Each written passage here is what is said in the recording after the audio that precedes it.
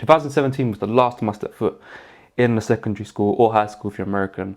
And like I just remember like how my character was, and I just like I still think back now and just think like why was I like that?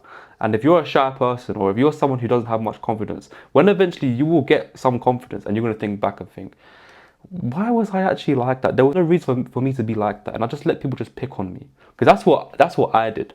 I literally remember in my PE class where I had like the whole like the hard nut squad, that the whole popular gang was in my class, and I was just like just shitting myself the whole time. We had to do PE theory and we had to do PE practical, and in the theory classes there's obviously a classroom, and I'm sat right next to like the top dog. The guy even had a kid, and we were like 15 years old. I was literally like just shitting myself. Like I just felt like any time he would just look at me, like I'll just look away. Even like there was like people in front of me as well on the table because we had to face to face, and there was someone next to us. Just imagine that. Just imagine yourself just being like a shy kid that you have no confidence in yourself. You're literally so skinny as well. This is the type of person that I was. I had no social skills. I was socially awkward. There was no interaction with anyone other than my small little group in school.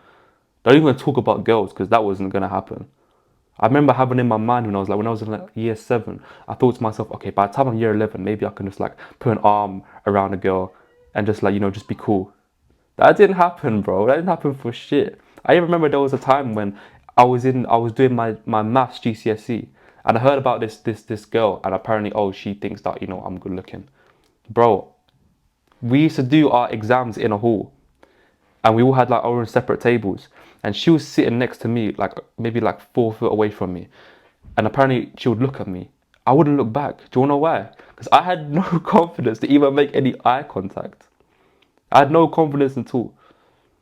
And to be honest, and this video isn't actually about how to get girls, or like I'm just saying like this was my character that I had when I tried to just approach anyone, not even just girls, but just anyone in general. Like I was just very a socially awkward person. I didn't know how to just come out my shell unless I was around these like 5 people in my friendship group. Being a colored person in a predominantly white school, I was around people who would like make a little bit of comments. I was around people who would make comments, and I didn't like it. I was the type of person to just be like, I would laugh along with it. Like I got called the P word. I'm not even Asian. I'm mixed race, but I'm not Asian. And then I would say to people, oh yeah, like I think I'm a P. No, bro. This is how confused I was. This is how confused we all were. I was getting called these names, and then that's bad enough, but then I'm there accepting it. So I'm just making it even worse for myself. That's the type of person I had. If you called me a name, I'd be like, yeah, you're right, you're probably right. That's the type of person I was. Fast forward to now, you can't do that shit to me. That's not gonna happen anytime soon. I had no confidence in myself, and I wanted to change. I knew I didn't want to be like this, but I just couldn't help it. I just didn't like the fact of people just looking at me. I just had to look away. Being skinny, being socially awkward, I wouldn't say they link, because you can be skinny and still be confident. My whole time in school now, and I didn't want to be like this, but I just couldn't help myself. Like that's just how I was, and like I thought to myself, if I put on a bit of size, then maybe a little change. And when I did go to college, and when I did step foot in the gym, and when I did lift a bit of weights, it changed a little bit. But that wasn't the reason. If I didn't go to the gym, I'll still be the character I am now. What a lot of people don't talk about when they want to make a self-masculine guide or a self-improvement guide is that they don't talk about how to accept defeat in certain aspects of life. Like if you're trying to apply to a job, or if you're trying to fit into a friendship group, you're not willing to accept defeat, and it's kind of just like a bit upsetting to you, and you kind of let it ruin your day. But a lot of people don't realize is that, especially on social media, only people will post their ups on in life. Only people post their ups. They don't post their downs. There's no reason for them to. So when you see a highlight of their life, it's just ups, ups, ups. There's no downs. But life comes with so many downs, but people don't talk about it. And I think that's really important if you're trying to understand how to be more masculine, or how to improve your life in general. People don't talk about the downs they have in life. If you're trying to apply for a job, if you're trying to fit maybe in a friendship group, if you're just trying to be around certain people, if you're trying to even get good grades, if you're trying to get good education and you're failing, this is all a part of life. And you might see the person next to you, and they're getting all the stars, they're getting everything that they wanted, but you're slacking behind. You slacking behind is so common. It's more common than the person that's getting good grades. When you're young and you might be, talking to a girl, which I don't really think that's important for self masculine to improve as a man. I've seen people make videos and say, oh, talking to girls is part of self improvement. I think that's bullshit. Because if you're gonna talk to a girl and they'll say to you, oh no, it's only so you can learn how to talk to girls. Bro, you don't really necessarily need to. That's not the way that you need to, communicate with girls. Because if you're 15, or if you're in secondary school, or if you're in high school, why are you talking to girls? You're thinking in your head, oh, this is gonna be my, my first girlfriend, or it's gonna be my first relationship. But bro, do you understand the chances of you and her like actually like working out at 15 years old? That's probably the first group I've even spoken to. People talk about, oh, talking to girls is part of self-improvement. It's not, because you're going to waste so much time talking to that girl. You might even waste money talking to that girl. And then when that girl wakes up and just says, you know what, I'm done with him. Where was the self-improvement in that? You're going to learn lessons that you could have learned the easy way. I'm not promoting, talking to girls, especially at a young age. If you want to talk to a girl, then you need to make sure you got your shit together. I've had my time when I've got upset by certain people. And I learned lessons the hard way. And I remember I had my friend in the gym trying to tell me, oh, this is the way they should have spoke to her. How you meant to approach them. And I'm thinking to myself, I'm not that type of person. Like certain females, they want to be treated in a certain way because of how they've been treated in the past. And it was basically a situation where she was hurt, and the result of her being hurt, she's now hurting other people. And I didn't know that. But I'm not saying you need to, get your heart broken in order to learn that. Separation anxiety is not something that you need to go through. Us as human beings, we're not meant to experience heartbreak. But the society now is just about, find someone, get like it's the norm to find someone, get your heartbreak, step foot in the gym, start playing this, this really like cruel music to yourself, record yourself. Oh, I got heartbroken, she left me. Like that doesn't make any sense, because what kind of like influence is that leaving on people that are younger than you that might potentially be watching these videos? It doesn't make any sense. You can't talk about, oh, I want to talk to a girl. Oh, I want to get heartbroken. Bro, don't think about talking to girls unless you've got like some sort of stability. Don't worry about, getting your communication skills up talking to females.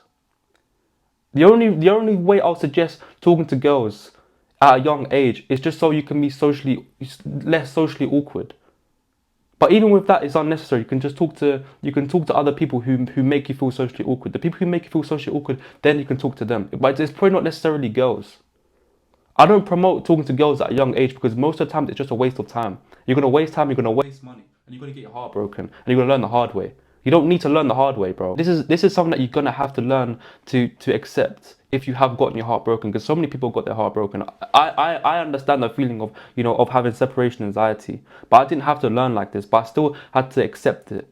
And if you have got your heart broken, it's something that you don't want to have. You don't want someone else to experience as well. You want to teach people, okay, bro, don't do this, don't do that. That's the whole point. So when someone says, oh, go talk to girls for self-improvement, it's bullshit, because it's only a matter of time until you get your heart broke. It's only a matter of time until you get let down. Don't worry about it. You need to get yourself up first. When you apply to a job, when you have certain friends in your life that don't keep their word, or when certain things in life just happen and it doesn't go to your way, this is all part of life, bro. And you need to find a way to just have your time when you're in your own little bubble. Possibility that this isn't going to work out for you. If you're trying to apply for a job, if you're trying to get somewhere ahead in life, if you're trying to start a business, bro, the amount of times that people start businesses and it failed, but people don't tell you about that. But you just see the good things in life. You have to be able to accept defeats in life.